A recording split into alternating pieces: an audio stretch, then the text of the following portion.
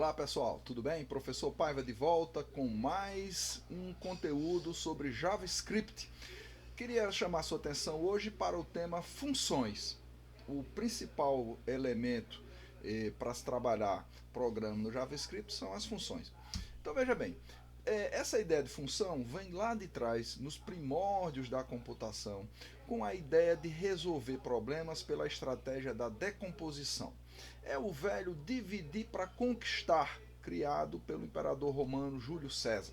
Então, ao invés de atacar um problema e escrever a solução como um programa complexo, inteiro, monolítico, nós vamos fazer o quê? Vamos dividir em partes. Então eu tento trabalhar a ideia de decomposição para que essas partes possam resolver pedaços do meu problema. Quando eu tiver a junção dessas partes, eu vou ter a solução como um todo. Não é? Então veja bem, historicamente, nós temos desde o princípio a ideia de procedimento e de função.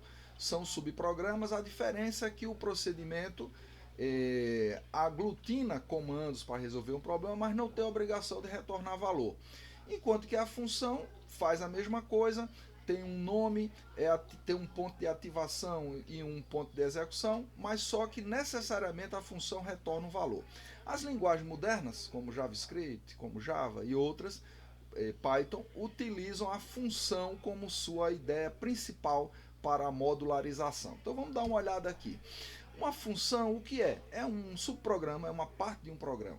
Ela tem a ideia de fazer o quê? Otimizar o reuso de código. Então, ao invés, vamos supor, se eu vou ter uma entrada de dados, toda vez que eu precisar daquela entrada de dados, ao invés de repetir os comandos que fazem essa entrada de dados, eu vou ativar a função. Então, isso me faz com que eu tenha um código mais enxuto, mais fácil de lidar, e se tiver algum erro na questão da entrada de dados, eu trato só o código da função que faz a entrada de dados, ao invés de ficar modificando isso em toda a área do programa. Então isso você ganha eficiência, ganha qualidade, né, ganha menos linhas no seu código. As funções elas podem ter 0 ou mais entradas. O que significa isso? Por exemplo, eu quero somar 3 números, então eu mando os valores que eu quero somar para a função tratar, no caso aí 3. Não, eu quero que essa função simplesmente faça algum tratamento, mas não recebe nenhuma entrada. Também pode ser. Por exemplo, gerar um número aleatório, então esse número aleatório não teria entrada, eu vou gerar lá e retorno esse número aleatório. E elas podem ter uma saída, né? Essa saída ela é o resultado do processamento da função. Essas entradas que a gente tem na função são chamadas de parâmetros ou argumentos. Quando eu estou ativando uma função, esses parâmetros são chamados de parâmetros reais. No corpo da função, esses parâmetros vou mostrar daqui a pouco, são chamados de parâmetros formais, né? Então, a saída de uma função é gerada, o fim da função, pelo comando return, que necessariamente retorna um valor. E esse valor eu posso guardar em uma variável para uso posterior, por exemplo. Vamos dar uma olhada aqui. Ainda mais detalhes. Aí veja bem, interessante aqui o conceito de variável local e variável global dentro de uma função ou de um bloco de comandos. As variáveis locais só existem dentro da função ou dentro daquele bloco. Se eu quiser criar uma variável local, eu uso o comando let. Se eu quiser usar uma variável global, eu uso o comando var. A gente vai ver exemplo disso aqui para você entender bem direitinho. Então veja bem, vamos ver aqui, como é que eu declaro, professor, uma função em JavaScript? Está aqui, eu uso a palavra reservada function, que é função em inglês, e o nome da função. Tá? Em seguida, abre parênteses, fecha parênteses, e a lista de argumentos aqui, de parâmetros formais para a sua função, e os comandos que ela vai processar. E a última declaração aqui é um comando return, após fechar esse bloco aqui da função. Tá um exemplo aqui, ó.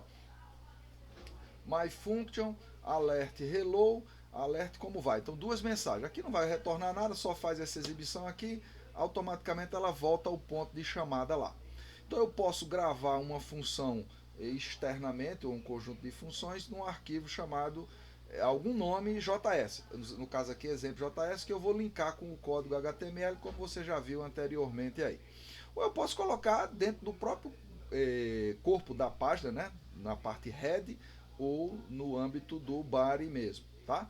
Os comandos de uma função podem ser resposta a uma interação. Então, para dar vida à sua página, você pode um botão, clicar naquele botão e executar uma função e a gente vai ver isso no vídeo posterior. Então veja bem, vamos ver exemplos. Professor, como é que funciona? Então veja bem, eu tenho duas coisas que você deve guardar aí. Primeiro é a definição. Eu vou definir uma função. Então como você viu, function, o nome da função, soma 3. Abre parênteses, fecha parênteses, e os argumentos aqui, os parâmetros formais, N1, N2 e N3. E aqui dentro o comando, ó, retorne, eu não precisei fazer nada, já digo, some N1, N2, N3 e volta ao ponto de ativação. Então no ponto de ativação, por exemplo, uma variável soma vai receber o resultado de soma 3 para os valores 5, 10 e 15. Professor, como é que é feita a associação dos parâmetros reais com os parâmetros formais? É posicional. Como assim? 5 casa com N1, 10 casa com N2 e 15 casa com N3. Então a ordem aqui é importante. Se eu botasse 15, 10 e 5, N1 seria 15, 10 seria N2 e N3 seria 5, tá? Então o retorno, quando tem esse comando retorno aqui, ó, ele está mandando voltar o quê? N1 mais N2 mais N3. Nesse caso aqui, ó, 15 mais 15, 30. Então o resultado seria 30. Outro exemplo aqui, ó, function QTD. Recebe parâmetros QTD e preço. O que é que ela faz? Calcula uma variável global total, que é igual a quantidade vezes preço. E retorna esse valor para o ponto de chamada. No ponto de chamada, de ativação, eu tenho o que? Var, é criada uma outra variável total. Veja que esse total com T maiúsculo é diferente de total todo minúsculo aqui, ó. 5 e 10. Então, novamente, a questão posicional. 5 casa com QTD e 10 casa com preço. O que é que está mandando fazer? 5 vezes 10, 50. Então o retorno seria 50. Então aqui dois exemplos de como construir e como é que funciona a ideia de função. Vamos dar uma olhada com mais cuidado, dar uma lupa, colocar uma lupa aqui em cima da ideia de escopo local e global.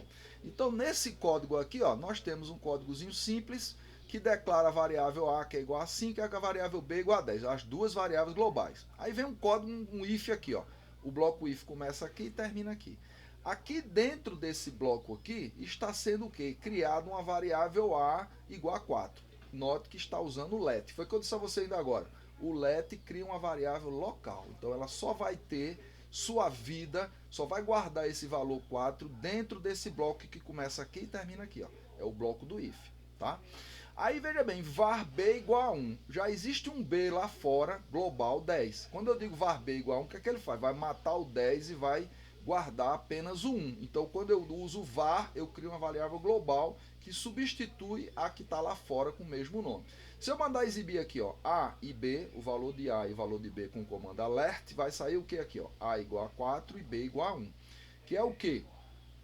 A, o valor local, e B, o valor global novo que foi criado aqui dentro. Acabou o bloco, veja bem, a variável criada com let morre, então esse A deixa de existir, vai existir apenas o A com 5. Se eu disser aqui, alert, mostra o valor de A e o valor de B, ele vai mostrar A igual a 5 e B igual a 1. Por quê? Porque esse B virou global e matou o valor 10 anterior, tá? Para você guardar essas ideias, porque vão ser úteis na construção dos seus programas. No mais, queria que você curtisse, se inscreva aí no nosso canal, tá? E um grande abraço e até a próxima.